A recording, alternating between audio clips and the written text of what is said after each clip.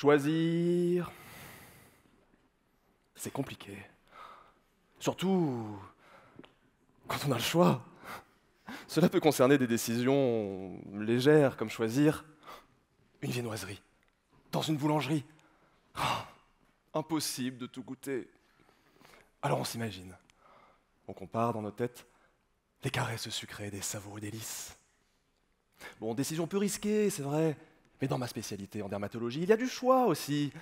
Dans la vitrine, pas moins de 20 médicaments pour traiter le psoriasis, une maladie de peau qui donne d'épaisses plaques rouges sur le corps et qui touche plus de 100 millions de personnes dans le monde. Mais vous me direz, 20 médicaments? Génial! Mais en tant que médecin, je propose quoi? En tant que patient, je choisis quoi? Le traitement le plus efficace? Le mieux toléré? Oui, car ces médicaments ne sont pas dénués d'effets secondaires, et les patients doivent parfois les prendre pendant plusieurs années. Ah, choisir, c'est compliqué, surtout quand on a le choix.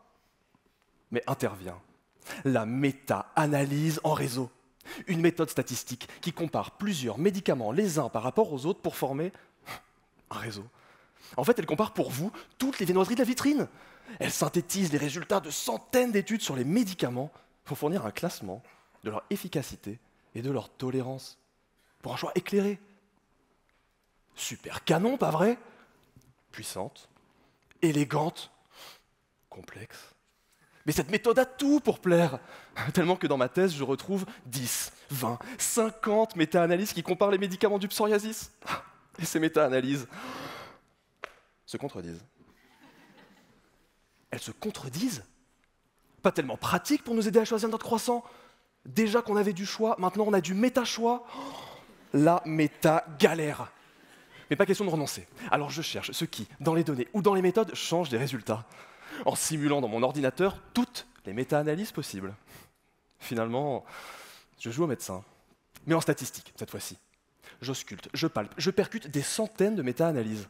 Je les observe et je les compare pour comprendre pourquoi elles ne répondent pas pareil quand on leur pose la même question. Est-ce un problème de données incomplètes, de méthodes imparfaites, de conflits d'intérêts? Une fois identifiés les paramètres qui changent les résultats, cela permettra de réaliser des études de meilleure qualité afin de déterminer avec une plus grande confiance quels sont les meilleurs médicaments. Et pas seulement en dermatologie, mais dans toutes les spécialités médicales. Alors, choisir c'est compliqué? Beaucoup moins quand on est bien informé, que ce soit pour un croissant ou un médicament.